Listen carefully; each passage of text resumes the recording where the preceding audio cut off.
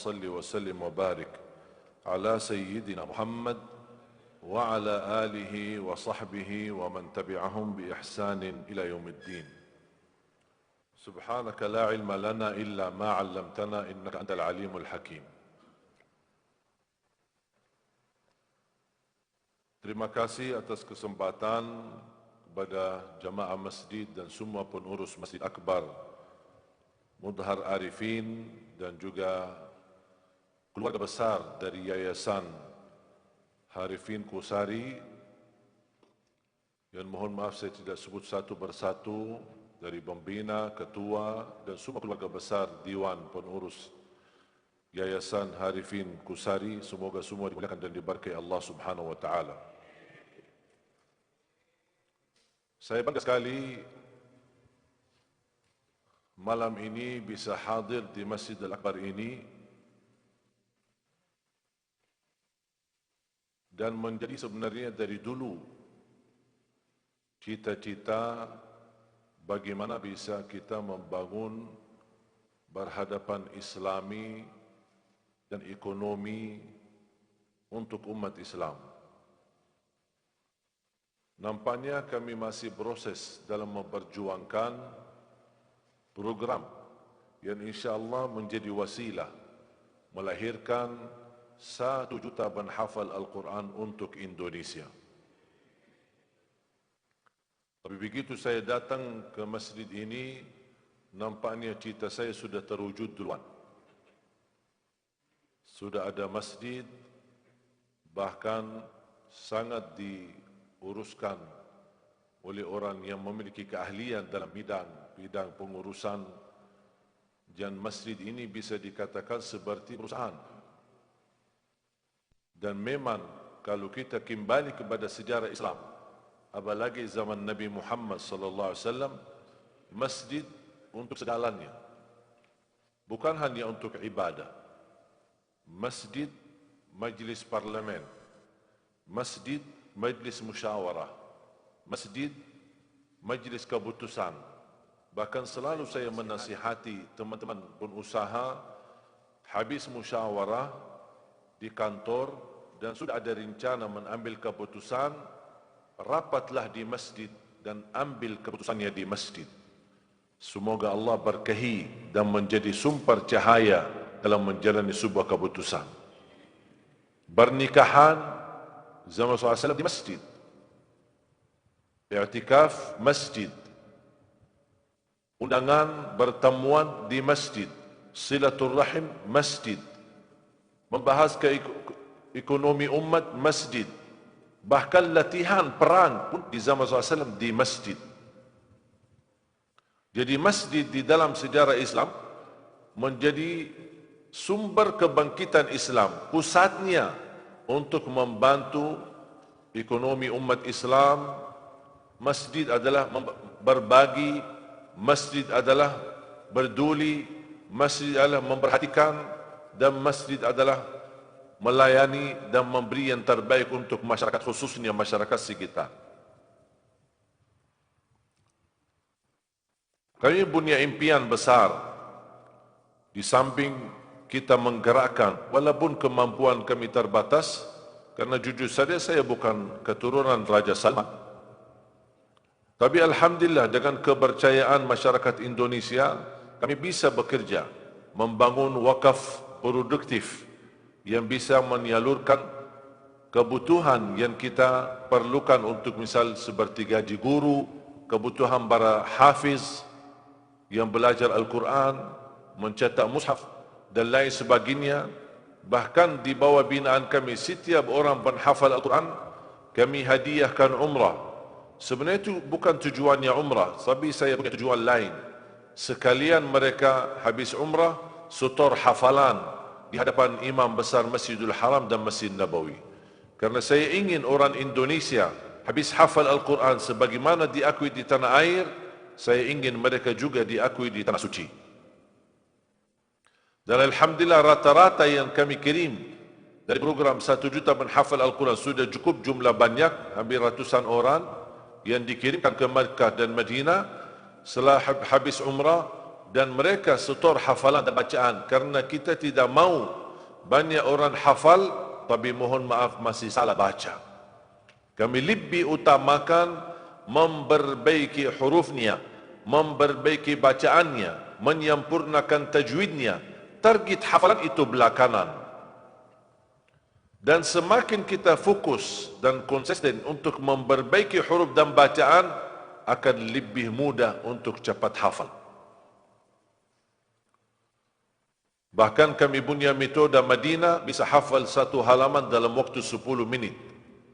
Tapi kami tidak syiarkan metode ini kepada semua orang. Nanti kami khawatir, termasuk orang awam, dia bisa hafal, tapi takutnya dia masih belum bisa membaca dengan benar. Karena menghafal Al-Quran tidak wajib, tapi memperbaiki dan membaca dengan benar, itu yang wajib. Makanya jangan diutamakan yang tidak wajib menjadi wajib, atau yang wajib malah ditinggalkan. Dan Alhamdulillah, berkat kepercayaan jamaah dan dukungan dan support dari jamaah, Alhamdulillah kita bisa membangun beberapa markas mahir Quran di beberapa daerah, di Purbalingga, Purwakarta dan Purwakarta, di Bandung, Cicalengka, di Telahur, kemudian di Lombok dan di Bali, dan insya-Allah di Kota Malang. Dan kemarin kita meletakkan batu pertama, dan juga di Pekanbaru. Waktu saya safari dakwah kemarin, kami juga letakkan batu pertama untuk bangunan gedung 6 lantai untuk melahirkan dan mencetak para penghafal Al-Quran. Dan Alhamdulillah terus kita berjalan.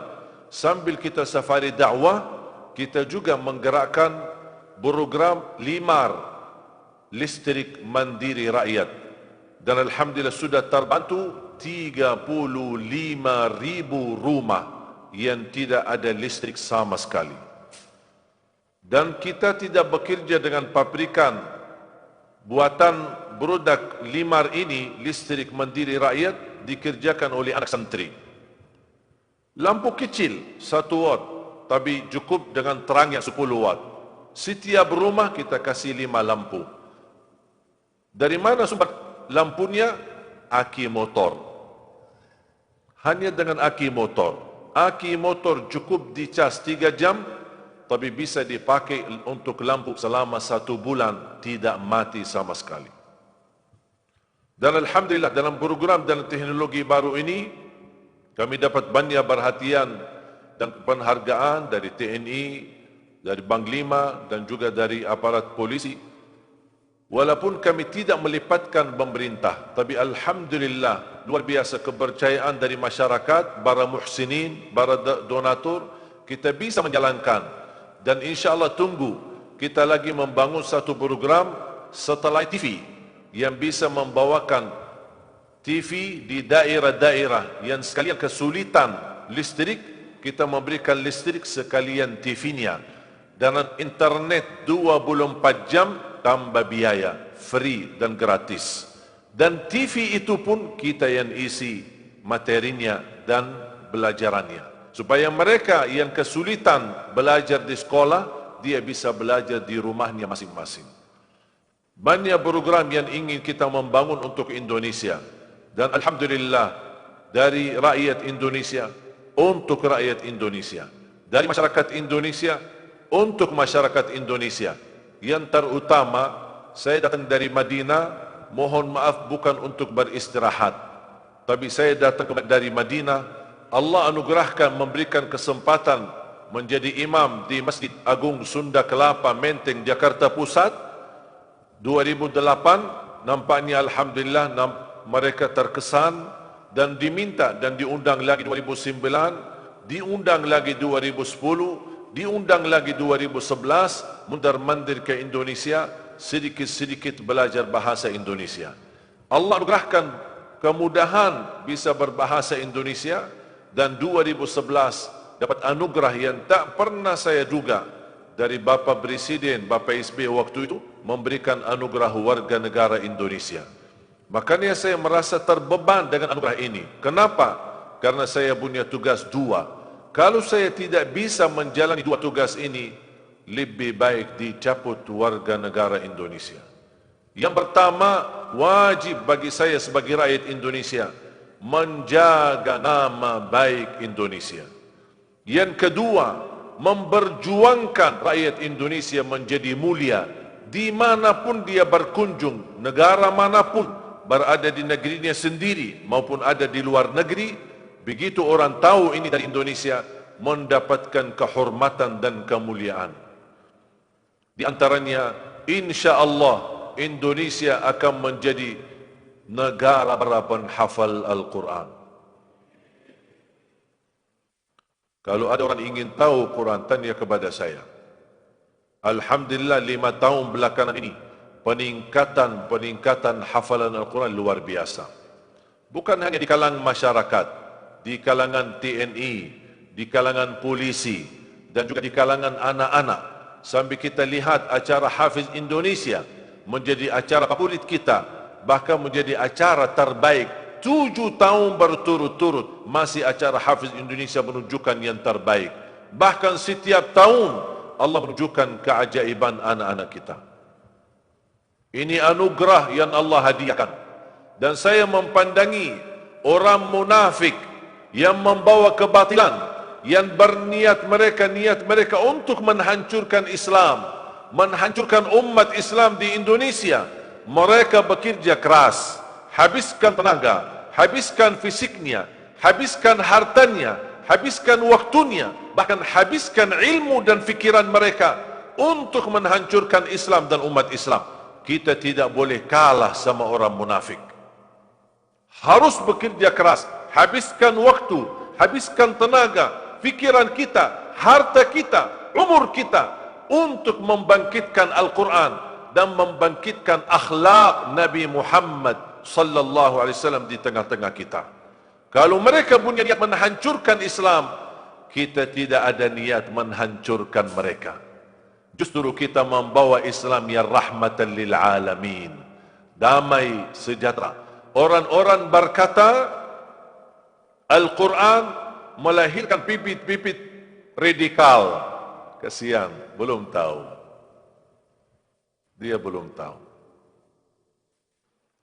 Kalau orang ahlul Quran berbicara seperti ini, saya insya Allah berani menghadap dan berani saya berdebat. Tapi karena yang berbicara bukan ahlul Quran, belum tentu bisa baca Al-Fatihah, diamkan, masuk dari kanan, keluar dari kiri. Dan kita buktikan, alhamdulillah melalui Al-Quran, terbukti Al-Quran membawa rahmatan lil alamin. Terbukti Al-Quran membawa keadilan, membawa kedamaian, membawa kesejahteraan, membawa keberkahan, membawa kemuliaan, membawa bukan hanya kemuliaan di dunia, sampai kemuliaan di akhirat. Bahkan Al-Quran mengajarkan menghormati perbedaan, bahkan menghormati beda agama. Lakum dinukum waliyadin. Tunjukkan kepada saya mana ayat yang isinya radikal. Bukan isinya Al-Quran radikal, mungkin otak yang berfikir seperti itu yang radikal. Makanya saya bertambah semangat dan selalu saya berdoa kepada Allah Subhanahu wa taala, ya Allah, aku mohon jangan cabut nyawa saya sampai terwujud 1 juta penghafal Al-Quran untuk Indonesia. Sebagaimana Indonesia dikenal negara terbesar penduduk Islam, insya Allah tidak lama lagi Indonesia akan dikenal negara para penghafal Al-Quran. Dan setiap masjid akan memiliki imam penghafal Al-Quran 30 juz yang bacaannya sesuai bacaan Nabi Muhammad sallallahu alaihi wasallam. Ada orang tanya, imam kita bisa baca seperti Nabi Muhammad? Sangat bisa dan ada ilmunya. Ada satu kelebihan di dalam Islam, dan kelebihan ini tidak dimiliki agama manapun, hanya Islam. Islam sangat menjaga dan memperhatikan ilmu ijazah dan sanad. Segala hal di dalam Islam ada ijazahnya. Dan ijazah ada 2 macam. Ada ijazah lisan, kita bertemu dengan guru, minta ijazah zikir, minta ijazah salawat, minta ijazah amalan, itu namanya ijazah lisan dari mulut gurunya kita. Ada ijazah tulisan yang tertulis nama kita sebagai penerima sertifikat ijazah atau sanad yang nama kita sampai kepada asal peneluarnya, doa itu atau amalan itu atau fikih atau hadis atau lain sebagainya. Termasuk mud. Mohon maaf, mana ijazahnya mana ijazah? Ini termasuk mud. Ini saya berikan nama uswati. Apa itu uswati? Teladanku. Siapa teladan kita? Nabi Muhammad sallallahu alaihi wasallam. Itu pun ada ijazahnya, ada sanad. Siti Aisyah menceritakan, kan Rasulullah sallallahu alaihi wasallam yatawaddau bil mud. Rasulullah kalau berwudu menggunakan mud. Bahkan saya membaca di beberapa riwayat, Rasulullah SAW ketika wudu bagi mud masih ada 1/3 sisa air dalam satu mud. Bisa wudu. Makanya kadang-kadang bingung kalau melihat ada orang keluar dari tempat wudu di masjid, semua bajunya basah. Pak, habis mandi ya? Enggak, baru habis wudu. Habis wudu sudah begini, gimana kalau habis mandi? Sedangkan Rasulullah sangat tegas, jangan mubazzir air wudu, walaupun wudu di atas sungai yang airnya mengalir. Coba, airnya banyak, airnya mengalir, jangan mubazzir. Ternyata saya belajar, mulai khusyuk dalam salat, mulai dari wudu. Bukan mulai dari takbir, mulai dari bacaan atau rukuk dan sujud, mulai dari wudu. Wudu yang benar, jauh dari mubazzir, akan bisa khusyuk dalam salat. Mubazzir air wudu, bisa tidak khusyuk dalam salat. Dan ini diukur oleh ulama ahlus sunnah wal jamaah, tidak sembarangan. Ini bukan dibagi logika akal, tapi ini betul-betul diteliti oleh ulama sampai bisa membuat contoh seperti contoh mud Nabi Muhammad atau mud Madinah. Sampai kata Zaid bin Thabit, guru saya mengajarkan, mewajibkan setiap orang yang menerima ijazah sanad mud ini, saya wajib memberikan sanadnya atau sertifikatnya. Ini bahasa Arab, cukup padat. Kenapa padat? Karena semua nama-nama guru ada di sini. Saya misal belajar dari guru, guru saya belajar dari gurunya, guru belajar dari gurunya, dan terus bersambung. Sampai mana? Sampai Zaid ibn Thabit radhiyallahu anhu warda. Dan di sini ada nama Zaid.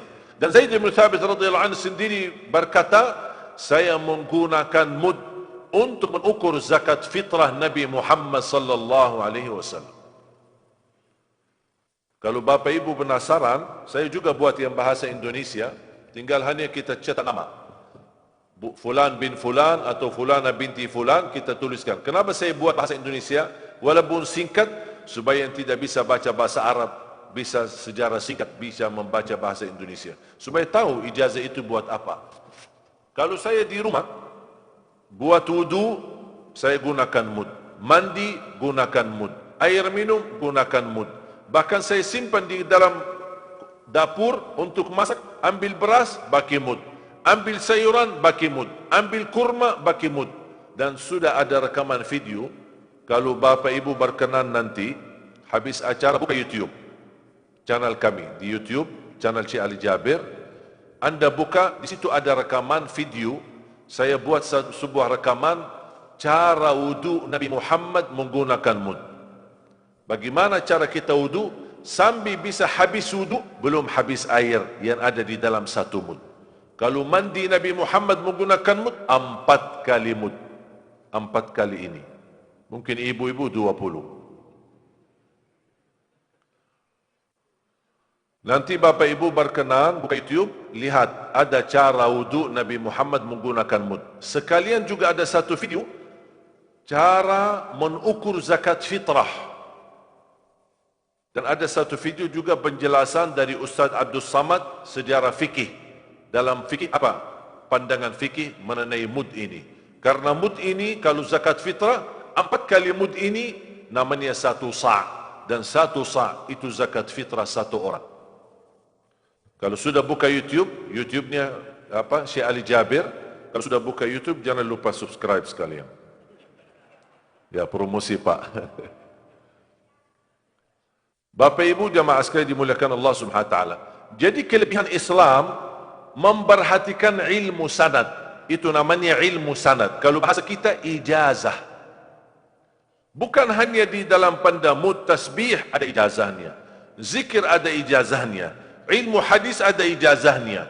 Fikih ada ijazahnya. Al-Quran pun ada ijazahnya. Manfaatnya apa ijazah Al-Quran? Membenarkan bacaan. Kalau kita baca Al-Quran di hadapan guru yang sudah menerima ijazah dari gurunya, pasti dia mampu membenarkan bacaan kita, meluruskan kesalahan dalam membaca Al-Quran. Dan ijazah yang paling suci adalah ijazah Al-Quran. Kenapa ijazah Al-Quran paling suci? Karena nama kita akan bersambung sampai kepada Allah Subhanahu wa ta'ala. Kita dari guru, guru dari gurunya, guru dari gurunya. Kalau saya bersama Rasulullah SAW, antara saya sama Rasul ada 28. Saya termasuk nomor 28. Ijazah tertinggi 27. Dan masih ada beberapa ulama yang masih hidup, walaupun sudah tua, mereka nomor 27. Kalau mereka sudah tidak ada lagi, berarti yang 28 termasuk dia yang paling tinggi. Ada yang berantara Rasulullah sama dia, ada yang melebihi dari 30. Tergantung kita belajar sama siapa. Dan subhanallah ketika belajar, ambil dari guru, guru talaqi. Talaqi dari mana? Dari gurunya. Apa itu talaqi? Dia belajar Al-Quran langsung di hadapan guru, bukan belajar sendiri. Dia talaqi. Guru dari gurunya, guru dari gurunya, sampai tabi'in. Tabi'in ada seorang tabi'in namanya Abu Abdurrahman Abdullah ibn Habib As-Sulami. Abdullah ibn Habib tertulis dalam ijazah. Beliau belajar Al-Quran dari 5 sahabat. Ali ibn Abi Talib, Uthman ibn Affan, Zaid ibn Thabit, Ubay bin Ka'ab, Abdullah ibn Mas'ud. 5 sahabat. Dari 5 sahabat mereka belajar Al-Quran dari siapa? Dari Rasulullah SAW. Rasulullah dari mana? Malaikat Jibril. Malaikat Jibril dari mana? Allah Subhanahu wa ta'ala. Malaikat Jibril terima Al-Quran dari Allah, Nabi Muhammad terima dari Malaikat Jibril, dan seterusnya bersambung sampai hari ini. Tidak terputus sambungan nama-nama mereka. Makanya ulama berkata ijazah Al-Quran dia yang paling suci, karena dia kembali bersambung sampai kepada Allah Subhanahu wa ta'ala. Makanya Ahlul Quran disebut Ahlullah, keluarga Allah, pilihan Allah. Dan selalu saya berkata, kalau ingin jadi Ahlul Quran, walaupun gagal menjadi penghafal Al-Quran, tolong perhatikan, jangan gagalkan anakmu dan cucumu. Kalau itu pun mohon maaf belum berhasil, jangan lupa berupaya memfasilitasi para penghafal Al-Quran. Karena ketika kita menjadi orang tua asuh atau memfasilitasi mereka, mendukung hafalan mereka, dan kita membina mereka, insya Allah nama kita termasuk orang yang mendapatkan syafaatnya Al-Quran. Bapak Ibu ingin jadi orang mulia? Mau jadi orang mulia? Dunia dan akhirat? Kuncinya Al-Quran. Terjamin kemuliaan dunia dan akhirat. Anak-anak hafiz Indonesia, Bapak Ibu sayang enggak? Cinta sama mereka? Apa yang membuat Bapak Ibu cinta sama mereka? Padahal anak-anak di bawah 10 tahun. Apa yang buat? Apakah karena mereka keturunan kerajaan? Atau karena keturunan kesultanan? Atau karena mereka anak pejabat? Atau karena orang kaya? Tidak. Yang membuat masyarakat cinta anak-anak hafiz Indonesia karena Al-Quran. Allah jadikan mereka mulia. Coba kita, izin Ustaz, kita boleh antum baca terjemahannya. Saya ingin mudah-mudahan ayat yang saya bacakan ini mudah-mudahan menyadarkan kita. Dan kita harus tahu tugas kita betul-betul melindungi anak kita dari siksa neraka Jahannam. Bukan hanya kita melindungi diri, tapi kita perjuangkan keselamatan anak-anak kita. Sebelum saya lanjut, saya mohon, karena saya sudah memperhatikan, sudah dibagikan snack, makanan, sama juga dibagikan air minum. Mohon dengan segala hormat, mohon dengan segala rasa cinta saya kepada bapa ibu, kalau lagi makan atau minum, mohon jangan gunakan tangan kiri. Itu akhlak jahiliyah, bahkan perbuatan syaitan.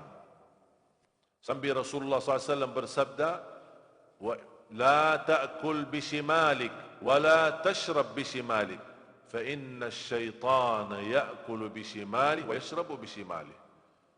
Jangan sekali-kali bagi air, minum air atau makan dengan tangan kiri, karena syaitan makan dan minum bagi tangan kiri. Kita harus meniru akhlak Nabi Muhammad SAW. Ada orang berkata, mohon maaf Syekh, jangan terlalu dibesar-besarkan masalah ini. Ini besar, bukan kecil. Memegang botol bagi kiri, itu bukan masalah kecil, masalah besar. Sunnah Nabi Muhammad. Dan kita semua cinta Rasulullah. Masa keberatan meniru Nabi Muhammad SAW? Saya selalu memperhatikan hal yang kecil kalau tidak dihargai. Mohon maaf berarti kita tidak menghargai Nabi Muhammad SAW. Dan semakin kita memperhatikan kalau dianggap hal kecil, bagi Nabi Muhammad SAW bukan hal kecil. Cukup kita mendapatkan kemuliaan di hadapan Nabi Muhammad karena kita menghidupkan sunnah Nabi Muhammad dan meniru Nabi Muhammad SAW.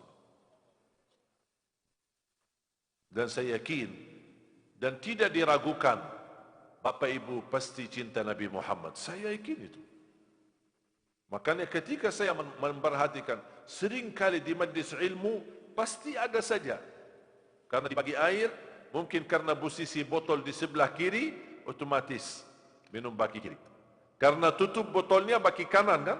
Buka bagi kanan, makanya posisikan botol di sebelah kanan supaya tidak salah ambil. Posisi tangan di sini, sebelah kanan. Kalau di sebelah kanan, masa tak mau ambil bagi kiri? Pasti ambil bagi kanan. Kemudian buka tutupnya bagi kiri. Otomatis akan minum bagi kanan. Saya harap tolong dijaga. Karena ini sangat dicintai oleh Nabi Muhammad SAW. Ketika kita berikhtiar, berusaha meniru Nabi Muhammad sallallahu alaihi wasallam. A'udzu billahi minasyaitonir rajim. فإذا جاءت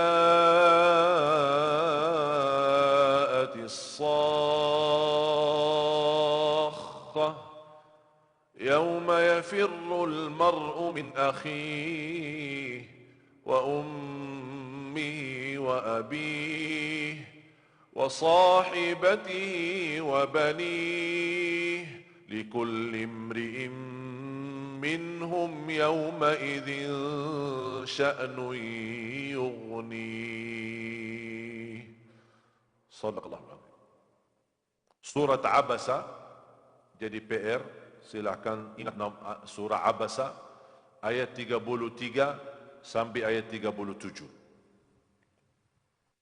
Saya minta Ustaz tolong dibacakan terjemahannya.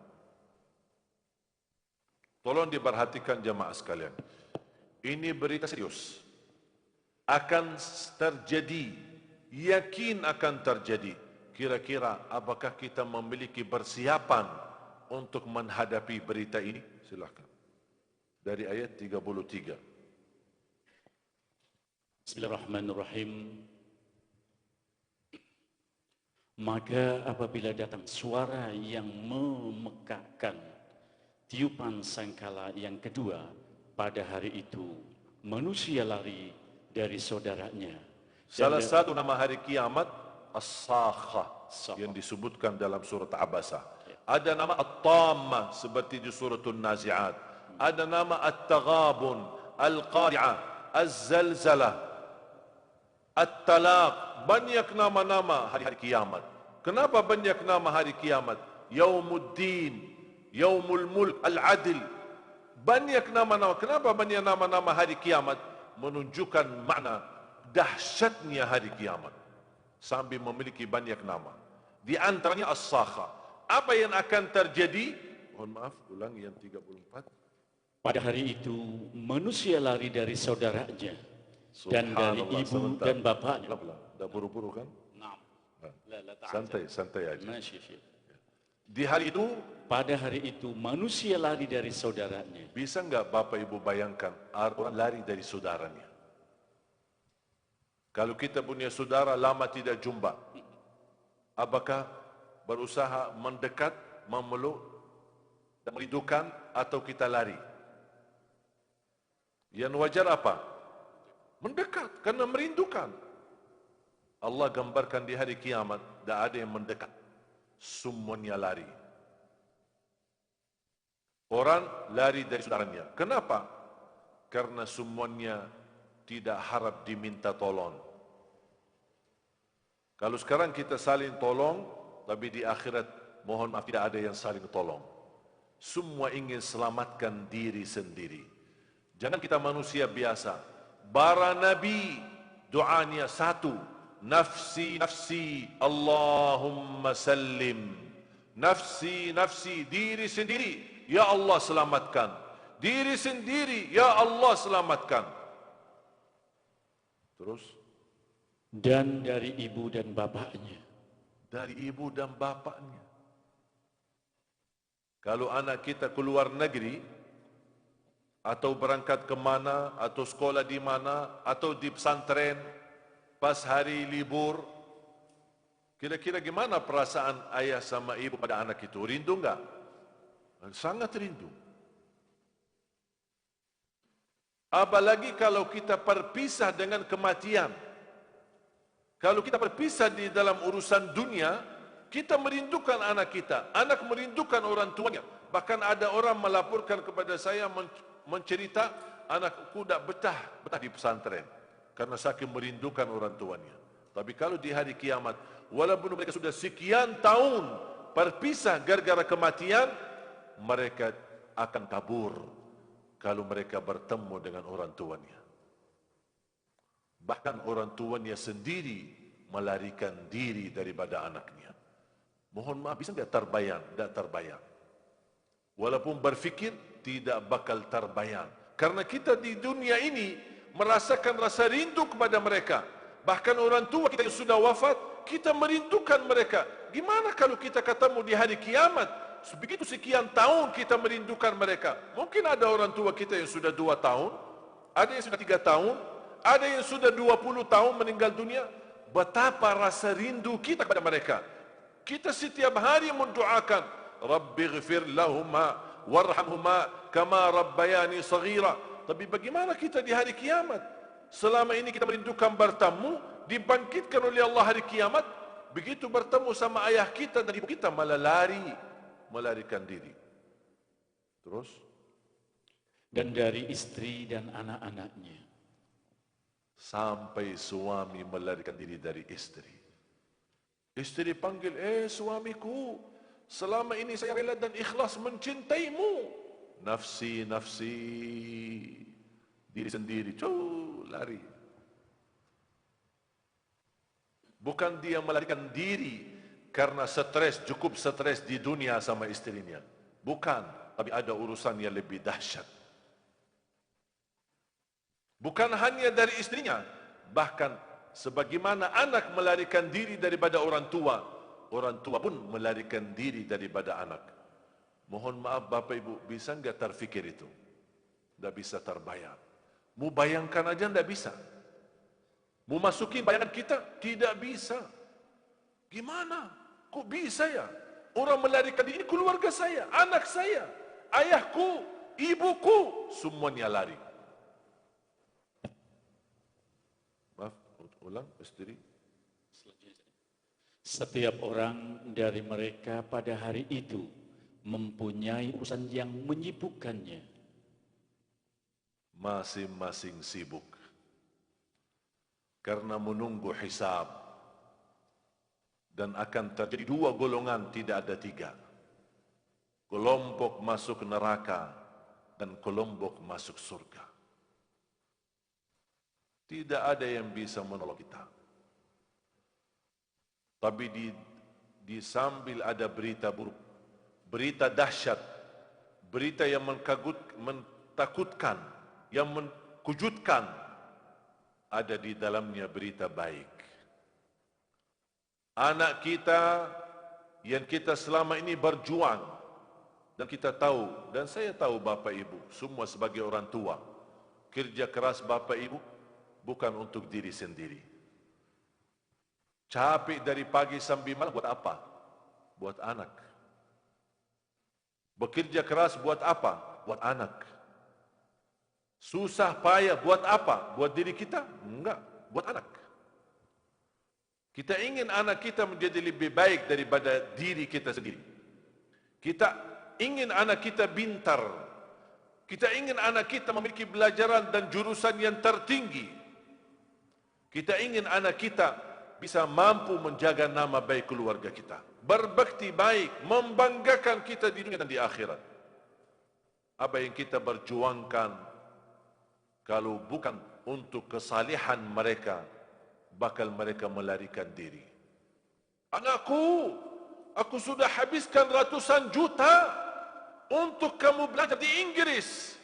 Kamu belajar di Jerman. Sekarang datang dampingi aku. Aku harap kamu tolong aku. Lari. Tak jawab. Jawab pun tak jawab. Lari. Melarikan diri. Hanya satu orang tua yang beruntung. Semua anak melarikan diri daripada orang tuanya.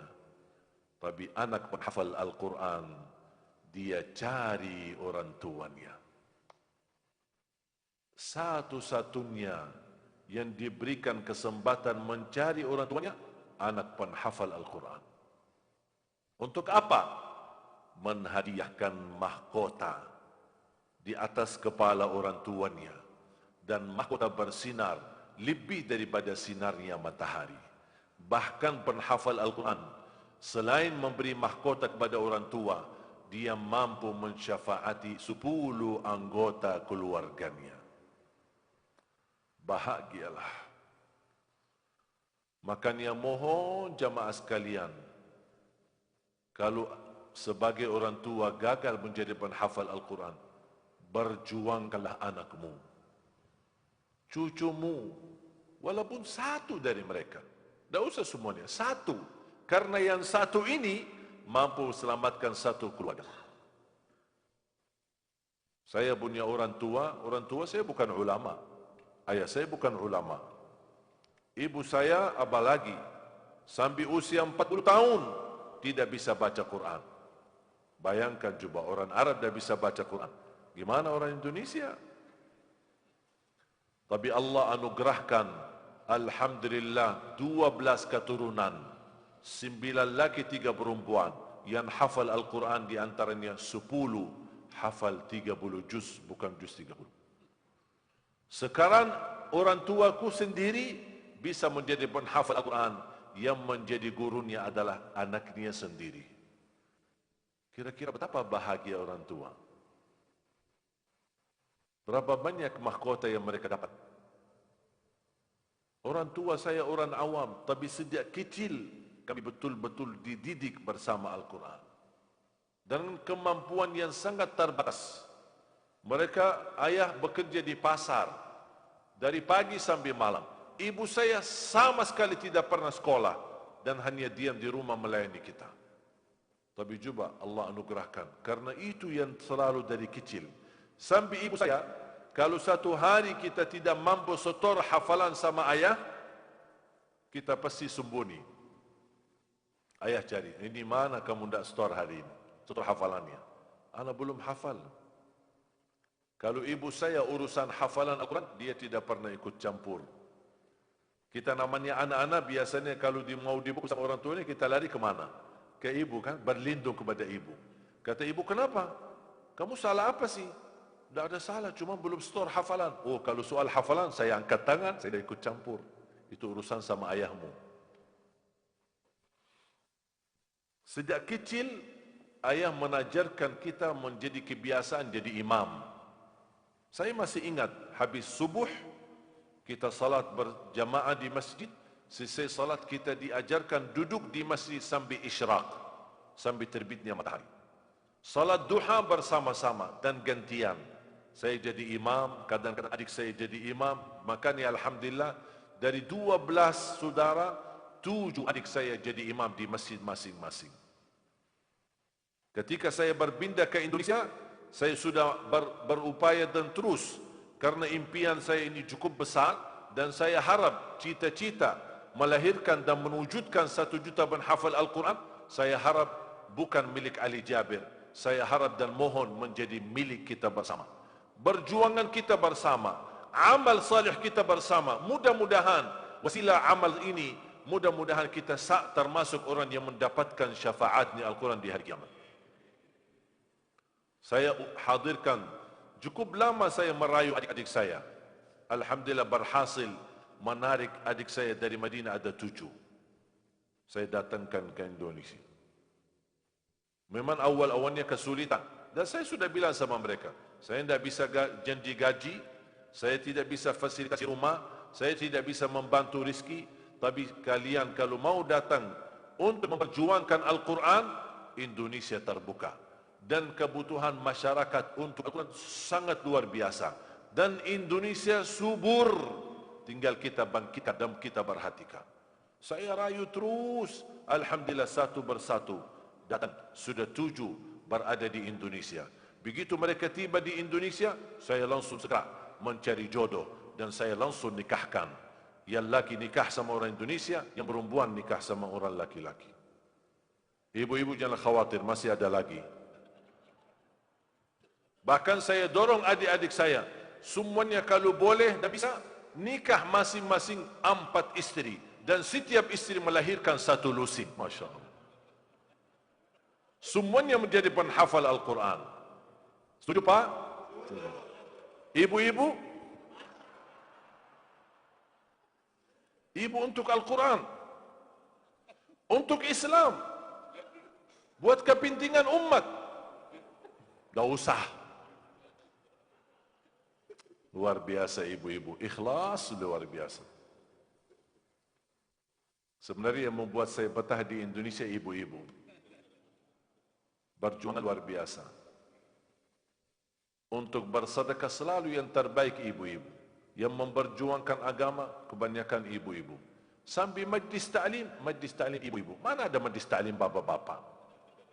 Ibu-ibu.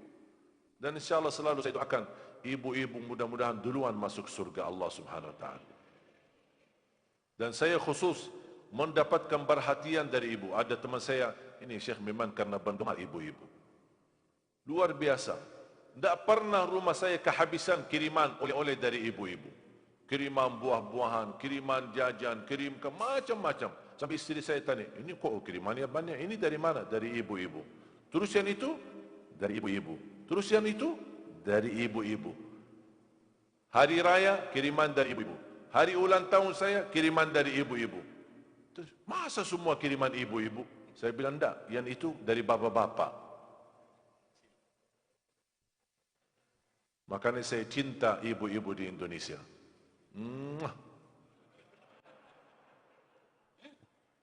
Terima kasih Bu, doakan. InsyaAllah kita bersama-sama memperjuangkan Al-Quran di Indonesia. InsyaAllah kalau kita dipanggil oleh Allah dan kita meninggal dunia, InsyaAllah semua bacaan mereka yang selama ini kita spot, yang selama ini kita didik, yang selama ini kita perhatikan, akan Allah salurkan pahala-pahala yang insyaAllah pahalanya tidak terputus sampai hari kiamat. Dan ingat Bapak Ibu, pahala Al-Quran tidak sama dengan yang lain. Segala amal kebaikan dilipat 10 kali lipat.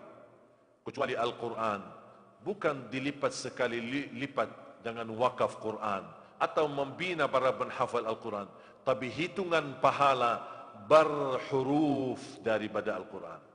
Setiap mereka lagi belajar Al-Quran, hafal Quran, qiyamul lail, tahajud, salat, di luar salat, dimanapun mereka baca Al-Quran, kita mendapatkan nilai pahala bacaan mereka. Setiap 1 huruf 10 kebaikan. Subhanallah. Bukan alif lam mim 1 huruf, tapi alif 1 huruf, lam 1 huruf, dan mim 1 huruf.